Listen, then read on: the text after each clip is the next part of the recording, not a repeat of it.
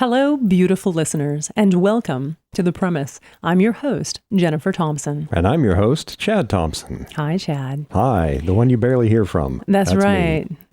This has been kind of crazy. These have been some upside down times on planet Earth. We've been sequestered for how long? I think like 3 weeks now. I think it's more than that. Really? Maybe a month. Yeah, I think we might be a month and a half in. You know, I just want to say to our listener... It's tough to say when you work from home, right? That's true, when we're always at home. I just want to say to our listener, we hope you're staying safe and, using this time for good, whether you are being creative yourself or taking in all the creative content that's available right now. Oh, like Questlove live streaming his DJ sets. That is true. We have been cooking dinner to Questlove, and we want to just shout out to Quest. Thank you. We're in a time when the ability to reach out and touch each other virtually matters more than ever. Remember to check in with your loved ones. Schedule FaceTime. My little sister is doing trivia night with her friends on Zoom. Sweet. There's so many things we can do to stay positive, to bring joy into our life. And I just want to encourage you to think outside the box. And I also want to encourage you, listener, to record your story during this unprecedented time. Document your experience. We're going to be able to look back on this and hopefully we can learn from it and become stronger.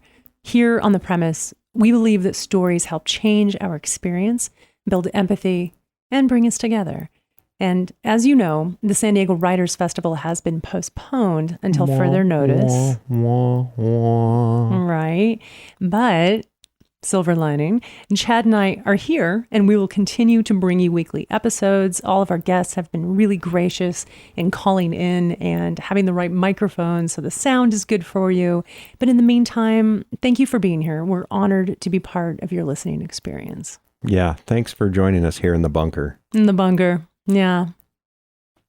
All right, here we go.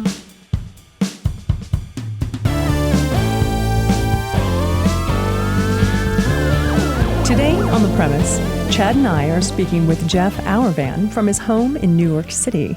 Jeff is an attorney, an author, a writing coach, an editor, literary agent, a father of two, a husband whose wife, Jessica Gigi, is also an author. And most recently, Jeff is launching a publishing imprint, Stone Tiger Press, with 3 titles set to release in 2020. Is that right, Jeff? That is correct, except I have 3 kids. You have 3 kids? Whoa! There's 5 of you in your apartment in New York City. There is. Wow. So tell us, how's that going? Everyone being at home and together in what I assume is a New York City small space? Yeah, I mean, our space is not terribly small relative to New York City spaces. Right, what we're used to. Yeah, so we're doing well, and thankfully we're all healthy right now. Yeah, absolutely. And that's the main thing, and our kids are great, and they're dealing with everything as best as they can. Sure. So, are they in school? No, the schools have been closed. In fact, the schools have now been closed permanently for the rest of the semester. So they're not even doing Zoom. Well, they have online classes now. Well, okay. Yeah. So I guess that's what I mean. Are they online in school? Yeah, they're online in school. That's, happening all over the country. We have friends whose kids are, doing Zoom school, as they call it. And it's pretty crazy. Yeah. It's pretty crazy for me because I'm trying to work and now I'm also homeschooling my kids at the same time, and same for my wife. So it is, it's a lot going on. It's a lot going on.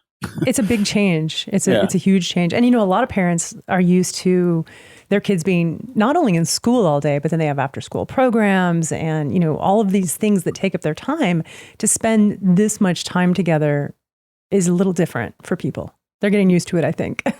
Yeah, well, we're really appreciating it, actually. Good. We're getting to play Risk and Stratego and some of the old board games that we haven't turned to in quite a while. So you had to dust off out from the back of the closet. Yeah, we're dusting it off, and I'm spending a lot of time with my kids, which is actually very precious. So that's great. So it's bringing you together rather than driving you apart, like you hear. Yeah, in my family, for the most part. I mean, there were a couple of moments there, but right. We're okay. I'm glad to hear that. Do you mind telling us how it's going in terms of, the rest of the city getting groceries and just kind of just the general feeling in your neighborhood? Yeah, I mean, it's very quiet where we are, and our hunch is that a lot of people have actually left the city if they're either staying with parents somewhere or they're fortunate enough they have second homes. I think a lot of people have left.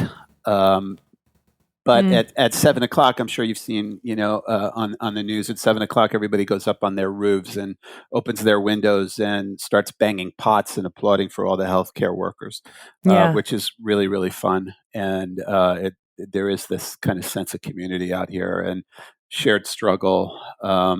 Yeah. There's not that many people on the streets. I mean, there are surprisingly more people on the streets than I thought there would be, but there's not too many people on the streets. And the couple of times I've taken a walk around, it's got a real dystopian sort of feeling Right. to it. Well, especially in New York, where cities are always bustling and always busy. You don't walk down a sidewalk without seeing a lot of people. Yeah. It's unlike anything I've ever seen in Manhattan before. And obviously, and it, at first it had sort of like a post 9/11 feel to it of just kind of shock and crisis. And, now that it's been going on for 4 or 5 weeks now, it's just, it's more settled into kind of a dystopian setting. And, it's odd, and there's really nothing much we could do but stay safe and wait it out.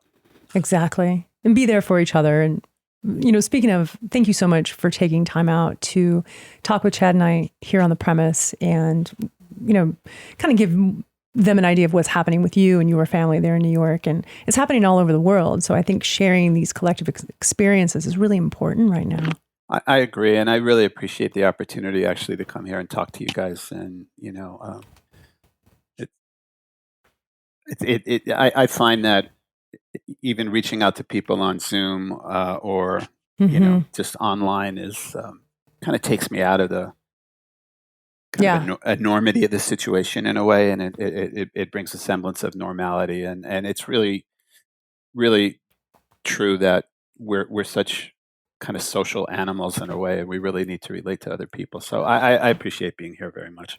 Yeah, well, thank you. Yeah, we've been trying to remember to check in with FaceTime, and actually seeing faces of our friends and our loved ones, and reminding ourselves, what we're all in it for, right? For each other. And well, I'm going to bring the conversation to a photograph that you sent me a couple days ago, which I appreciate. It's a selfie, listener, that Jeff sent me.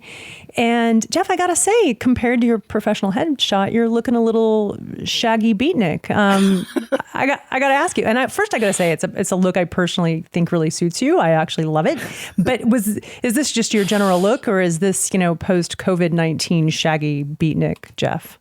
It's my real self, actually. That's okay. It's the stage shots are actually not my real self, but the shaggy need a shave kind of look. That I love it. I think it's totally working. Takes me back to the late 70s. There you go. I was like, this is such a good look. I love it. Chad's been getting, the beard, and we're all kind of letting things get to that look. So it works great for you. I'm glad to hear it's just your normal self. Oh, thank you. Now that I've been revealed, now everybody knows what's going on. Yeah. And yes, listener, there will be a photograph on the website. So you have a pretty interesting past. And I know that we're here to talk about the publishing world and storytelling, but you're not only steeped in many aspects of the publishing world, but you were a geologist at one time. Is that right? I was. That is so cool. Can you tell us more about that? I was probably the world's worst geologist, getting lost in the woods quite a bit, and trying to figure out how to read a compass. But geology is a great love of mine. It still is. I'm very fortunate to actually be working with an excellent geologist who sold a book to Oxford University Press, and I saw that. That's this year, right? yeah, just this year, and I'm helping her finish up the writing of the narrative. So I've come sort of full circle. My first real kind of career was as a geologist. I only did it for about 2 years, and then I got out of the field. But now many years later, I'm able to kind of bring together these two passions of geology and writing. And I've been looking for a geology writer for a while now, and we were fortunate enough to sell the book to Oxford, and it's a terrific book called Song of the Earth, and by Elizabeth Irvin Blankenheim is the author's name, and she teaches geology out in Colorado and is a very accomplished writer and geologist. And so I grew up reading books by John McPhee, and I love natural histories, and to kind of immerse myself in this world and have a perspective on 4 billion years of Earth history puts it just sort of like puts current events into perspective as well. And you realize that the natural world is incredible, isn't it? Is huge. And, I'm a huge fan myself. Yeah. I love rocks. And I got into it really more from the poetic kind of perspective. Geology is such a beautifully poetic science, and that's why I would get lost in the woods. I wasn't so much I wasn't so much into the science as I was into the romance and the poetry. Beauty of it. Yeah. That's so cool that you say that. I find it to be romantic as well. And I'm a rock climber. And so when I took a geology class in college, I was going to school to be a journalist. I almost changed my major to geology. I was so taken with it. I would find myself in class, like almost in tears. And people were like, what is wrong with that woman? Because I just was so moved by it, just the beauty of the rocks and the planet and the earth. And like, to me, it is romantic, but I would have gotten lost in the science myself. I'm definitely a writer. I'm not a scientist. Yeah, they would have had to send a helicopter both for you and me. Exactly. But hey, now we can be part of the publishing world. So that's so cool that it came full circle, and you get to, that love gets to come back. Yeah. Awesome. So you were also, just to go back to your interesting past, a commercial fisherman, is that right? Just for a summer. Okay. Yeah, I went up to Alaska and worked as a salmon fisherman, and worked in a cannery for half the summer, and then went out on a boat for the other half of the summer. And I have that's another place where my romantic heart resides is up in Alaska. Beautiful. Yeah. Just off the coast of Ketchikan? No, a little bit further north. We were in the Cook Inlet off of Kenai, and living on an island called Calgan Island with a family who had a fishing license for that part of the island, and kind of an extraordinary experience. I was only 18 years old at the time, so it was just really... That's cool. Yeah, it was great. That's really cool. Chad is also a fisherman. He's not saying anything. Not commercial, though. But not commercial. That's a whole different... You're a fly fisherman. Yeah. Oh, man. Oh, you're an artist. Right. I don't know if I'd go that far. If you've seen my cast, you certainly wouldn't think I'm an artist. He's also into tenkara fishing, which we got to... Oh, yeah. We did Yvonne Chenard's book for Patagonia. Patagonia Publishing. Yeah. They put out a tenkara. Pretty cool. Wow. So that was fun because I was just getting into tenkara, and then that book got, we procured them as a client at that exact time. Yeah, it was really interesting. They called us right when Chad was like really getting into it. And I was like, this is so weird, but we have this opportunity to do a book on tenkara. I love it. It was really cool. We have a woman in one of our writing workshops who's completing a book about how her immersion in fly fishing in North Carolina helped her to overcome her struggle with a very virulent form of cancer that she overcame. And, wow. It's a pretty cool memoir. That does sound cool. Yeah. Yeah. And also romantic, getting out into the wilderness and fishing and looking at the beauty. But you know what? It's equal parts frustration too. Is it? Oh, yeah. tying those damn knots on those tiny little flies with my fat fingers, like that's just a recipe for disaster. It's your version of golf, I guess. Exactly. a good way to ruin a good walk. Well, listen, I know our listeners are keen to hear about your work as a literary agent. So I'm curious, when did you decide to transition from representing people in the law world as an attorney and a lawyer to representing authors? I've been an agent now for about 7 years. And, yeah. And how long did you practice law? I practiced law at 2 large New York City law firms for about 8 years. So I went back to law school later in my career and got my degree. Worked for these 2 big law firms. Mostly did a lot of white collar criminal defense and got involved in really big corporate disputes, bankruptcies, and things like that. And that sounds terrible. Started to hate every minute of it. Yeah,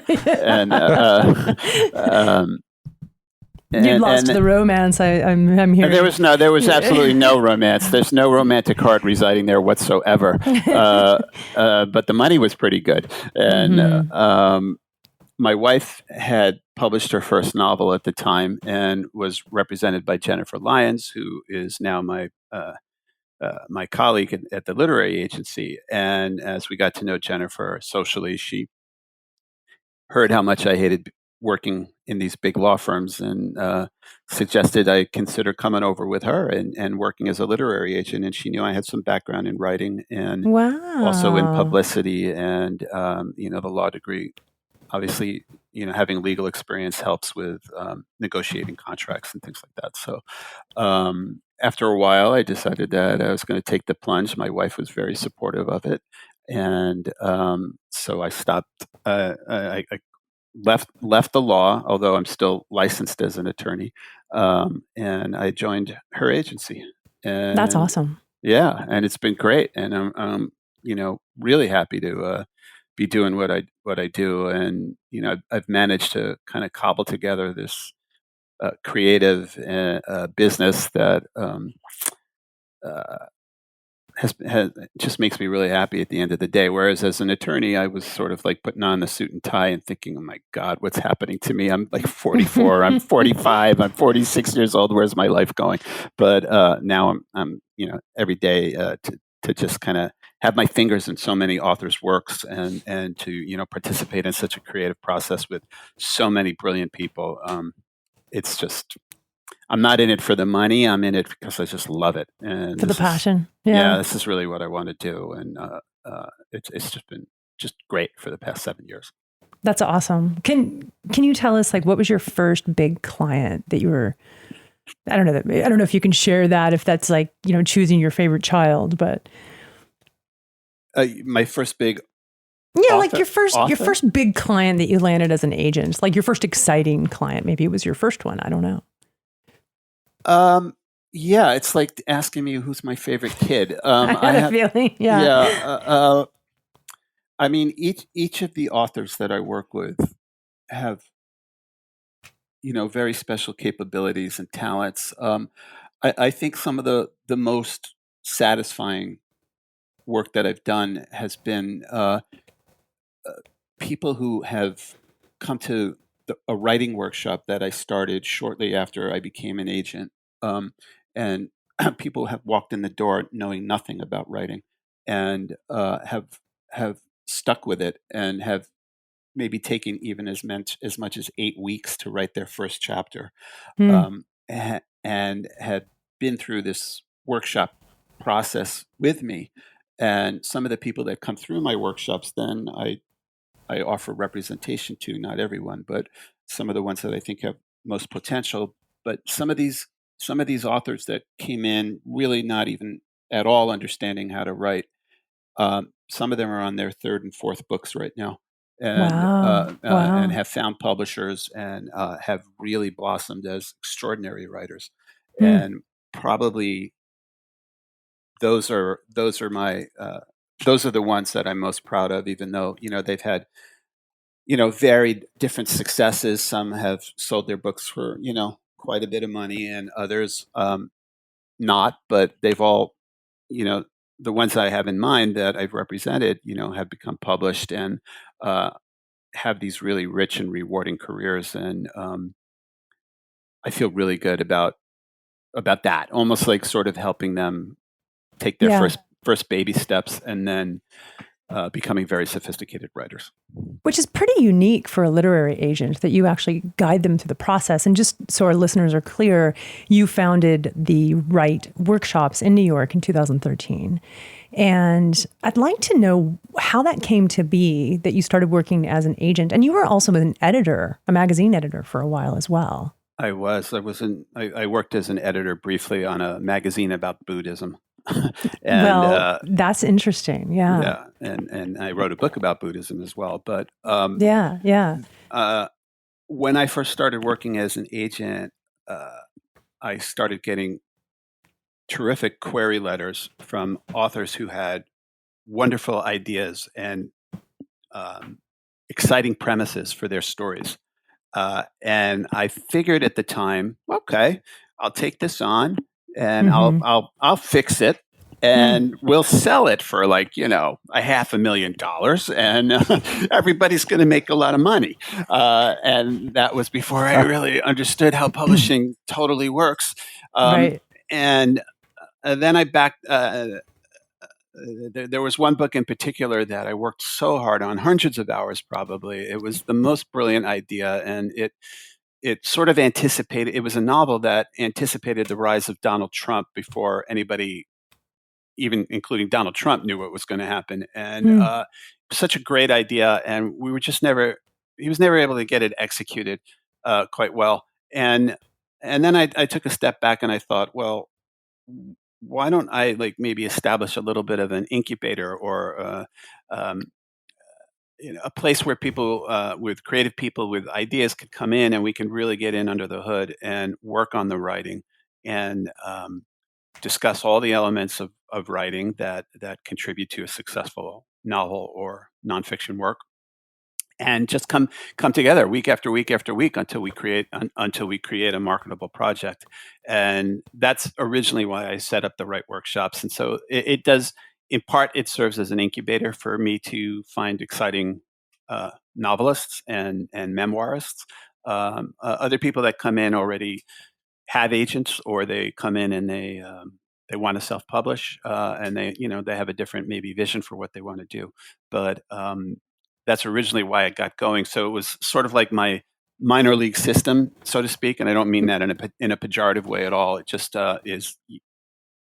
I think that people need someone to write with in order to make it as good as it could be. I certainly do. I know. I mean, my wife reads my works that I write, and I think a lot of writers have somebody who helps them as a reader in order to make the book to make their stories really sing. And so I try to do that with the workshop. So I run them in the evenings, and I run them on Saturdays, and then during the day I work as a literary agent. It's a pretty good fit. That's awesome. Yeah. You know what? Go ahead. No, I was just going to say it's really worked for me, and you're doing a lot of really good things with people. I wanted to talk to you about how criticism affects aspiring authors for just a minute. It's really important that we workshop our writing, as you say, so we know it's good beyond what, mom says it's great, right? Right. But I also know from experience, we have to be careful who we invite to critique our work. And when I was still in college, I would often share my work with fellow student writers. And I found that people were incredibly calloused in their remarks. Yeah. Not only was it not helpful, but at one point I actually put my pen down and didn't write for almost 10 years. Wow. And it took someone pretty recently, actually, who encouraged me to pick up my pen again. And I tell this story because of something I read on your website, thewriteworkshops.com, that says workshop critiques should never be confused with criticisms. Can you talk about this in your approach to coaching as, a writing coach?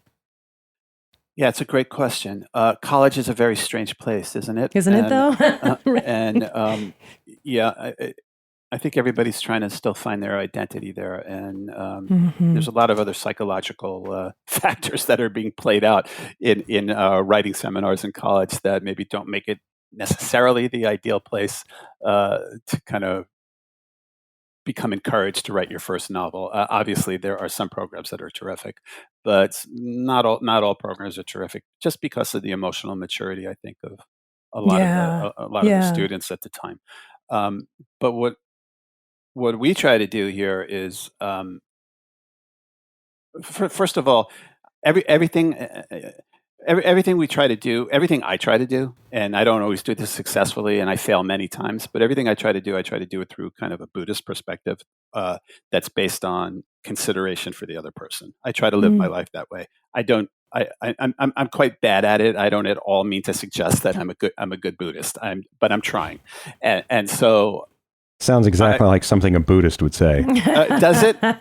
Maybe a Buddhist from the Bronx would say that. So, everybody that walks in the door, I try to really have respect for them and particularly their work. So I'm not here, and I advise the people that are in here to not be here to like work out psychological issues. Although psychology has a lot to do with participation in a writing workshop, because you have to know when to encourage the writer, you have to know when to be critical of the writer, you have to know when to push them, you have to know each individual and know how far you could push them, and you also kind of have to have a sense of what their ceiling is, and can someone execute what they're trying to execute, and if not, how do you lead that person to it? And maybe you don't do it in the first draft, but maybe in the third draft you get there. And so, to me, the kind of the art of collaborating with someone on writing has to be grounded on mutual respect. It's just absolutely has to be, because if you feel that you're better than someone else, you're just talking at that person or patronizing them or talking down to them. Meanwhile, to make a writing successful, it has to spring from that person's heart. Especially in a genre like memoir, for example, what we respond to is profound honesty on the page. And if you can't respect that person and their life story, there's just no way that you could give anything other than criticism as opposed to critique. And so, we keep it to the elements of writing. We focus on how does plot interact with character, how does setting accent the story, how to write sharp dialogue. I mean, the list goes on and on. And not so much. I don't really like this story, or not like I don't really. I don't really think this character is very appealing. I mean, this is like this kind of criticism is not really useful, because you're just bringing your own stuff to the table, and you're not really commenting on what the writer is trying to accomplish. I don't know if that was a long-winded sort of answer of what I was trying to explain, but to me, it's all based on respect and appreciation and consideration. Let the writer tell the story that the writer wants to tell. Yeah. Well, I teach at a lot of writing conferences around the country, and I'm often asked if I'd be willing to do a read and critique. And I always say no. I just don't feel qualified, frankly. I'm a reader, yes, and I'm a writer, yes, but I don't feel qualified to tell someone what they need to fix, especially in like a 10-minute session. I feel like something bad could happen, if I don't have like the right kind of positive feedback, or, the right way to say this can be better, that I could hurt that person's drive to reach their goal. And I think maybe I'm more sensitive to it than others because that happened to me. But often I find when people critique, you're right, they're bringing their own biases to it. They're bringing their own expectations. I do remember in a class one time, and this was in college, when this woman read her story and a couple people said, yeah, that's not believable. And she'd written it as fiction, but it was actually her personal story. And she didn't tell us that. And she wanted to write it as fiction, but she didn't want anyone to know that it actually happened to her. So when their biggest complaint was that it didn't seem real, that poor girl, It's so true. Right? I mean, it's so true, especially early on. The very first English or writing class that I took was in college, and our first assignment was to write a story about a nonfiction essay. and I wrote about seeing a UFO, which I did see when I was 17 years old. Mm-hmm. And I wrote this story and I got an F on it because I didn't follow the instructions. And I did get discouraged, Yeah. And we want to know more about the UFO. Was it in Alaska? No. It was in New Mexico, but that's another podcast, I think. Oh, of course it is. That's totally of course it was. I should have just guessed New Mexico. That's where they all are. I know.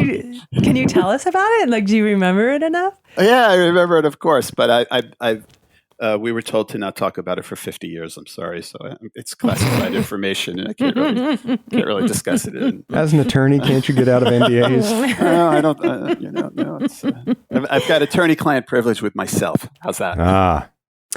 The book that the author I'm getting ready to interview next, his name is Keith Rosen, and his book is called Road 7, which involves a UFO and some alien action, which will be next week. So this is a great lead in.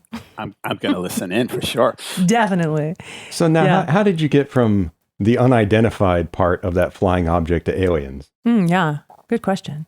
Because that to me has always been the leap, right? It's like, it's unidentified. Who knows what it is? Oh, well, who knows? I think I said that. I don't think you said that, Jeff. Okay. I said aliens in the book, which, by the way, is fiction. To Jeff's experience of an unidentified flying object. It was unidentified. Yeah. All right. That's it. By which you mean weather balloon. It was on the ground, though. I mean, it wasn't like we saw like something flying in the sky. It was on the ground. So but we're going to end up spending a half an hour on that if I get into it. So. Okay, all right, we'll be fair. So I do want to ask back to books, you, I guess. Yeah, he's an author and a long practicing Buddhist in America, a lay Buddhist, I think is what they say. And your book is The Star-Spangled Buddhist, Zen, Tibetan, and Soka Gakkai Buddhism and the Quest for Enlightenment in America. Did I pronounce that right? Soka Gakkai? Perfectly. Okay. That's quite a mouthful. Tell us more about this book and this journey and, how Buddhism, comes into play with your writing workshops and being an agent. And I think it has a lot to do with how you handle every client, every writer. And I think there's something really beautiful about that. I want to hear more about it. I try. I became a Buddhist when I was 21 after I got out of college. And wait, so as a Buddhist, you went into law? Yes. Interesting. Yes. I told you I'm not necessarily a very good Buddhist, but I got into it when I was 21. So I've been practicing it and studying it my entire adult life. I loved the people that were in it when I joined,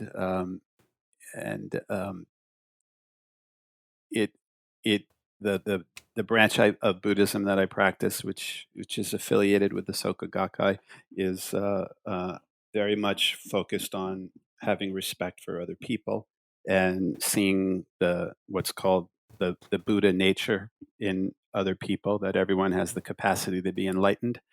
And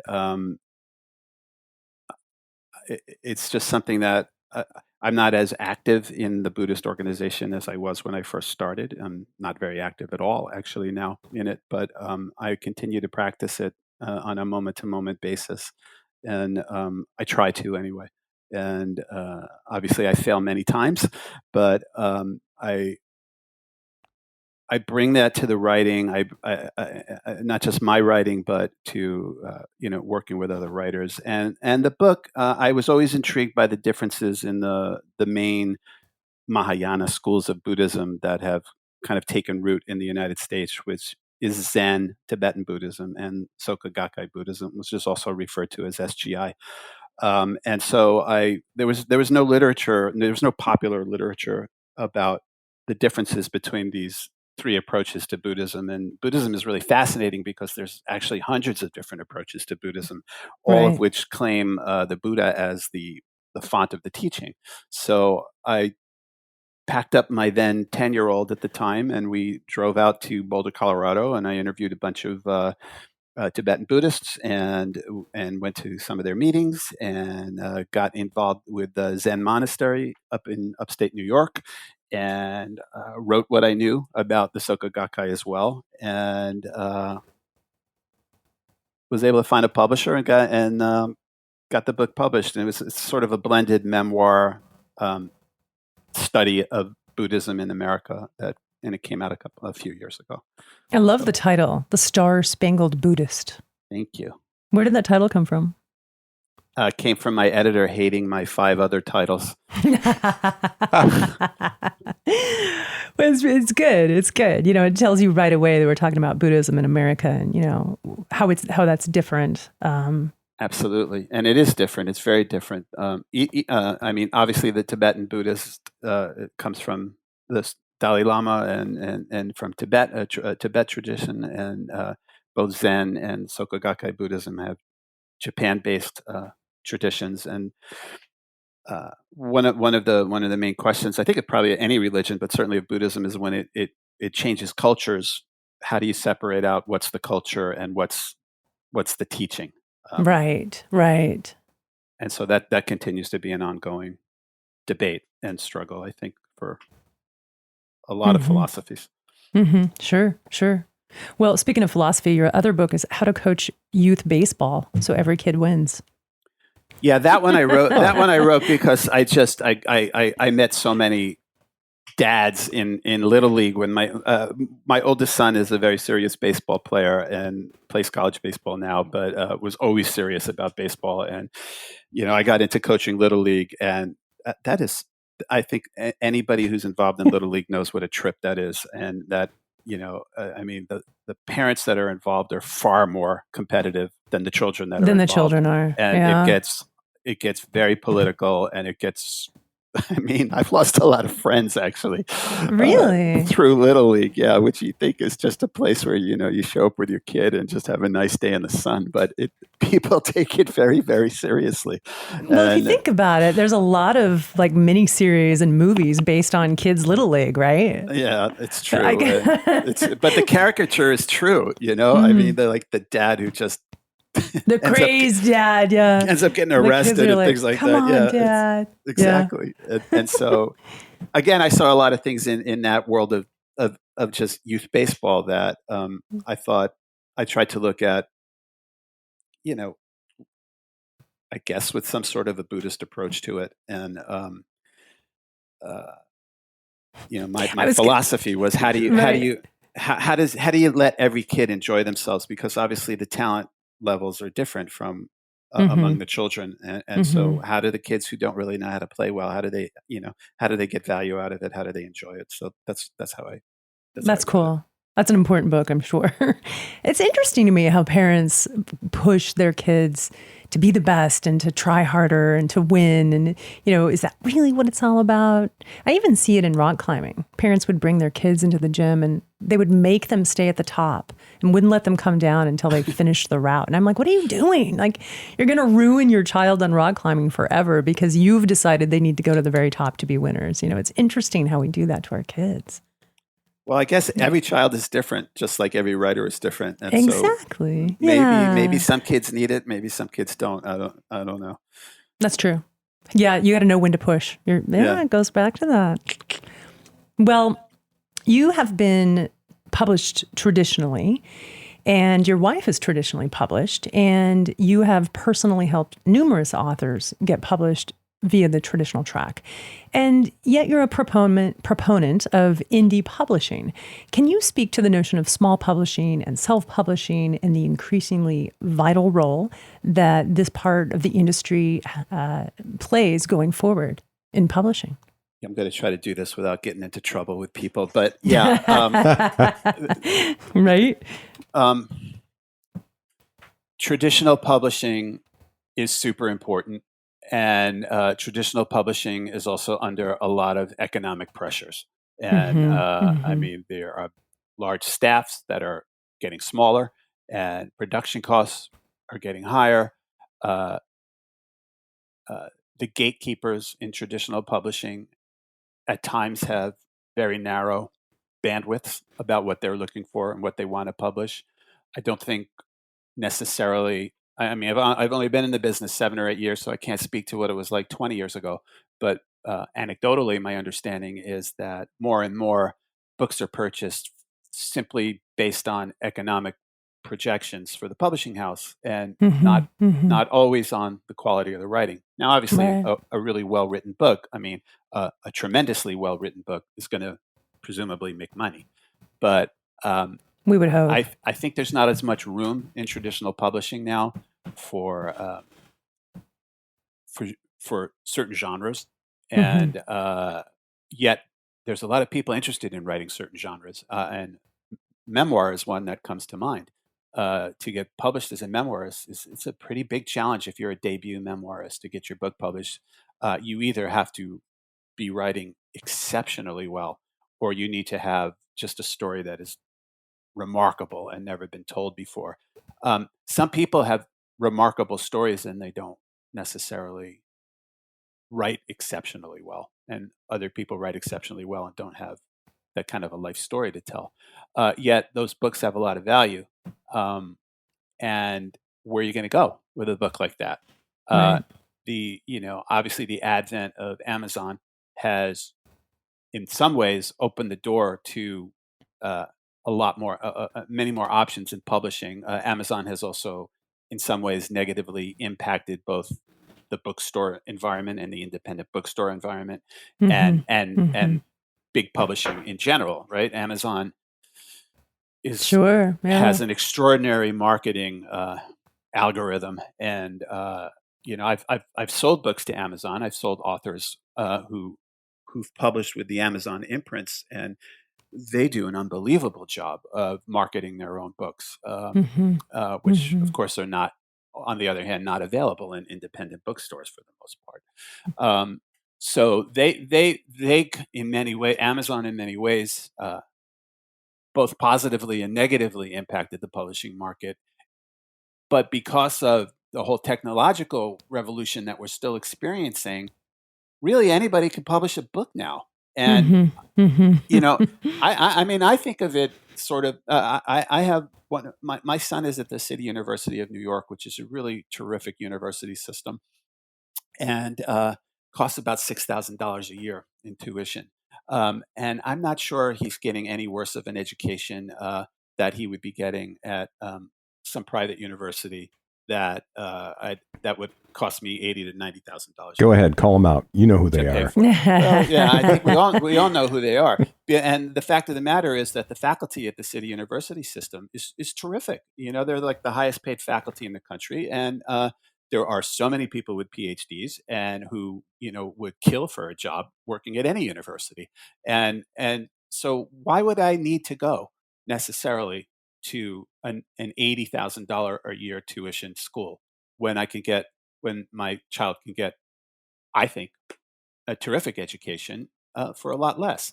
And I think similarly, and also the seats at these larger, more expensive universities are highly competitive and they're hard to get into. Yeah. So I think the same goes for publishing.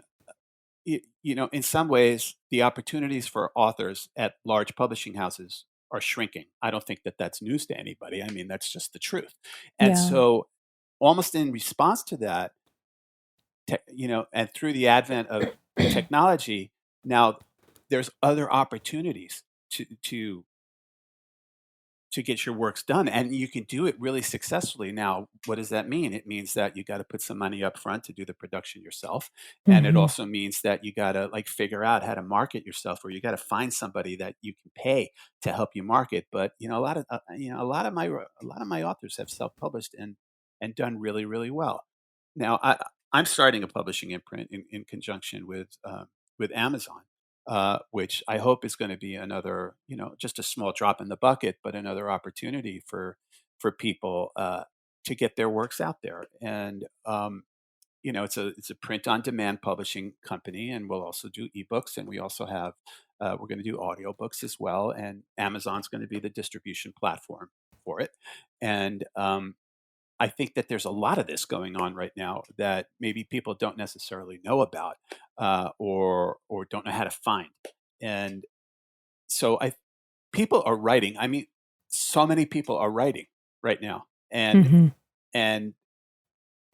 You Yeah. don't necessarily have to go to a big publishing house to get published and to be successful. You can do it in a small publisher, or you could do it on your own even.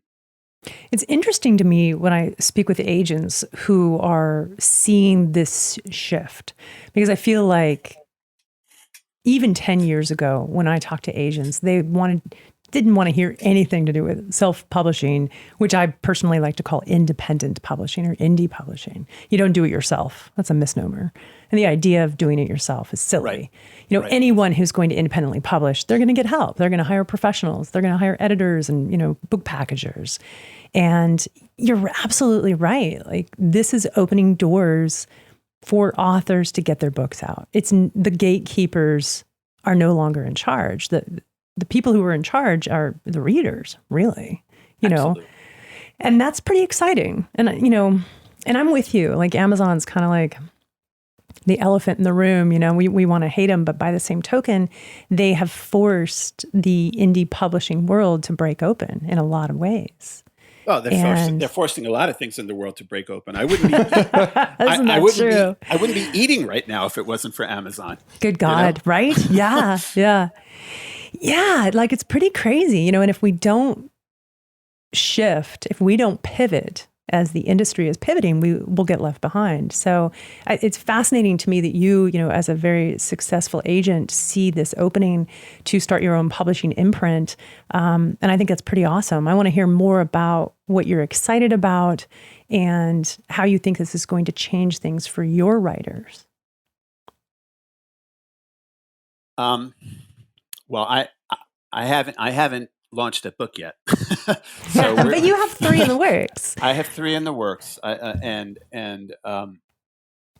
have to check back in a year, right? A lot of what I want, what I'm looking to do, you definitely check back in a year. But a lot of what I'm looking to do is to, it's really 2 things. It's one, to get some backlisted books that are really excellent, for which the rights have reverted to the authors. I hear a lot of that. Yeah. Right. So these are books that have already been professionally edited and marketed, and maybe 20 years ago, but books that are still relevant, that still can find a readership. And so I look to release those kinds of backlisted books, and then I'm also looking for I also look to release genre fiction and memoir from writers who maybe have a backlog of material that, for whatever reason, couldn't find a home at a traditional publishing house, but are really, really, really good books. And I want to put and then, to the extent that the imprint could put a marketing effort behind these books, not only will these authors find readers for these, darling works of art that they have, and I don't mean that sarcastically. I mean that, literally. I mean, people pour their lives into writing a book. Yeah, and right. No easy feat. No, not an easy feat. And what they would love is to have it read, not to kind of sit in a file on their computer as the agent comes back with sometimes 30, 40, 50, or 60 declines. Sure. And that's happened with some of my writers before. Sometimes we get dozens of declines. One of the best-selling books I sold, I believe, had 60 declines before it was picked up, and then all of a sudden it became a terrific book. Another book I have that was released last year, called Norco 80 by Peter Houlihan, was rejected something like 20 times, and it's a 2020 finalist for both the Edgar Award and the Dashiell Hammett Award. That's wonderful. Congratulations. That's cool. Congratulations to Peter. But, yeah, for sure. And he's got another book now that just was purchased and was announced recently. So he's got a follow-up to it. But the point of those stories is, obviously there are very high quality, potentially popular works that are not being picked up by the major publishing houses. And then when they do find a home, for some reason, something like 20 editors said no to a book that ended up being an Edgar Award nominee. So how is that? Yeah, how is that a thing, right? Why should that? Well, it's a thing because this is a highly subjective business, maybe the most subjective business. And authors, and I tell authors all the time, try your best. Don't be discouraged, because Yeah. you have to get ready to hear no, Over because and over. there Yeah. are over and over sometimes, but that doesn't mean that book isn't good. That doesn't Right. mean that your story is not beautifully written. It just means it wasn't subjectively working for a particular editor into whose hands we got the book. So, Yeah. Yeah. but you got to keep trying. You keep knocking on the door, and you keep knocking on the door. And sometimes the right road is to go through smaller independent presses, or Hmm. sometimes to do independent publishing on your own. And what there's a book on my shelf right now that I believe has self-published, and it's made hundreds of thousands of dollars. And people, it, this is an option. This is an Hmm. option, and it's not. You don't only have to go to the top publishing houses. Although, as writers, we all want to go to the top publishing houses. We love the brand, and I would Sure. have loved Yeah. to have gone to Harvard University, but I didn't, and I still built an okay career, and I'm a happy person. Right. So. Right. I think we're going to see more of this because so many agents, they believe in a book, they're shopping the book, but what if that agent can instead do what you're doing, start an imprint and publish that book to great success? I mean, I think we're going to see a lot more of this moving into the future. Oh, it's already happening. I'm probably one of the last agents to get involved in something like this. I mean, there are many literary agencies now that have literary imprints. Many. Well, and it makes sense Probably to me most. on that end, because a runaway success for you is maybe a couple $100,000, whereas for a big publishing company, it's going to have to be, Mm-hmm. millions. Mm-hmm. Yeah. And also authors could get maybe a bigger share of royalties. That's Exactly. right. If And they're that's with really smaller cool. presses. That's Because, right. as you know, sometimes the smaller houses will offer much more. They'll offer lower advances, but you'll make more money on the back end, because you Mm-hmm. will often get more generous royalty rates. I wonder what kind of advice you would want to give our listeners who maybe have been in that position to, they've been shopping a title for years and getting turned down, but they really believe in this book. Like, what would you say is the next step? Presumably, such theoretical writers have an agent. Mm-hmm. Mm-hmm. Well, they should definitely go back to their agent and find out, how many times have you sent the book out, and where's the next submission list going to? But to the extent that, let's just say a particular novel has maybe been submitted more than 100 times. I think a lot of agents, when they believe in a book, they just won't give up on the book. Right, right. A lot of some agents will, but a lot of agents won't. And if you have that kind of representation, then you really want to hold on to that agent, because you need somebody to believe in it. So, Yeah. I mean, I don't know if I've quite had to go out to 100 editors yet, but for sure, with some projects that ended up getting published, as I mentioned, I've gone to maybe 60 editors before we find the right connection. So I think a writer has to be sure that their agent is really putting utmost effort into the marketing, and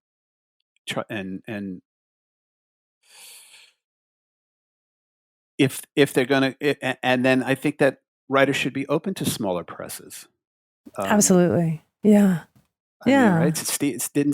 Doesn't Stephen King write about in his memoir? I mean, he got started by writing to like fanzines and horror magazines. He didn't start by writing Carrie and handing it to Doubleday. Yeah. He had to start small.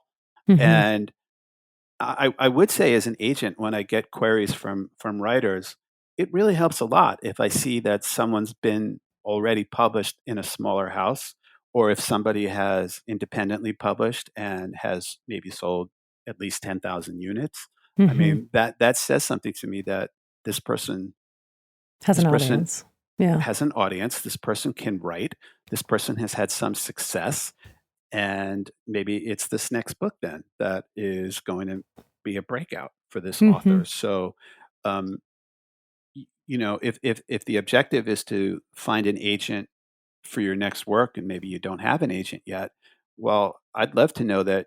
As an agent, I'd love to know that you've been published in maybe some literary reviews, or Mm-hmm. you've you've gone with a small press, or that maybe you didn't make much money with at first, or even if you independently published, that that tells me as an agent that this person's a serious writer, and this person actually is a writer, because somebody has bought that book, somebody has read that book, and so this next book that author might be pitching to me as an agent, to me feels like it has more value than someone who is sort of like, I've written my first novel and I'm hoping to get it published by Simon and Schuster. I mean, Right. that happens sometimes, but I'm a little bit more impressed when the person is really kind of working it. Yeah, and educating themselves about the industry and all of the options, because it really is an amazing time in publishing. The fact that we have so many different avenues, print on demand has opened doors, the distribution channels are getting better, and I think it's an exciting time. And if people are doing their research, and there's so much information out there in terms of education and learning how to market books and finding, people who can edit and package and help you independently publish, or find those small presses. Independent Book Publishers Association, IBPA, is one of the best organizations here in the United States to help find those small presses and to network with those people and take, writing workshops from someone like Jeff Ourvan in New York City. And you're now teaching classes online, is that right? Yeah, everything is online right now. I mean, we're hoping that we could get back to physical meetings at some point, but I'm going to continue to keep the online workshops going. I work with people in London, I work with people in Madrid, I work with people in California, and I'm not necessarily limited to New York. Mm-hmm. It's pretty awesome. I think, with this COVID-19 and this crazy upside down time that we're all experiencing, there is a bit of a shift, and the way we perceive things and what we can accomplish is opened up greatly.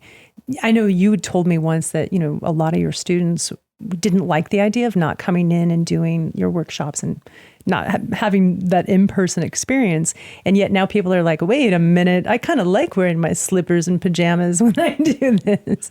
Yeah, so it's pretty cool.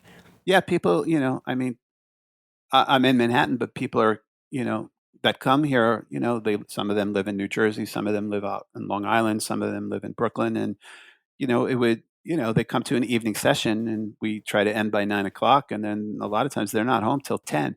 And so once we went online, now all of a sudden you could kind of kick back in your t-shirt and,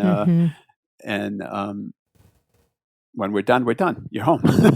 That's right. Yeah. I think it's pretty cool. And we're getting things done. We're getting things done online just as we were in person.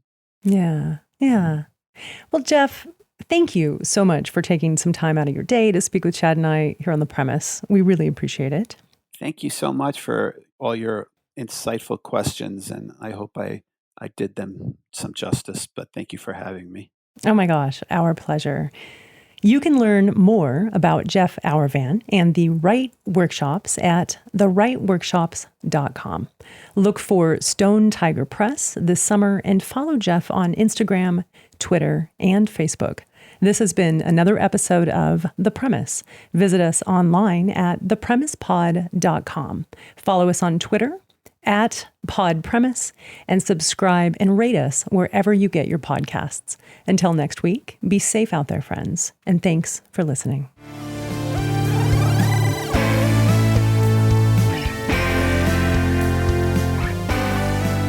Are you an author with a story to tell, but you're just not sure how to get that story out? Guess what? You don't have to do it alone. Marnie Friedman is an incredible writing coach. She offers personalized support and expertise to guide you from a kernel of an idea to completion. Visit marniefriedman.com to learn more. That's MarniFreedman.com.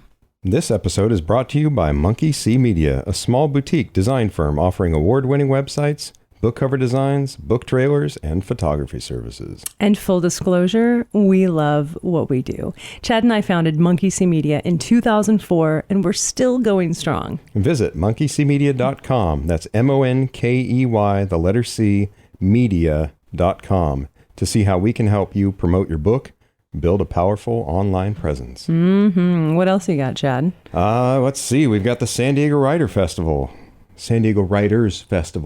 There are many writers. And they're a proud sponsor of our Premise podcast as well.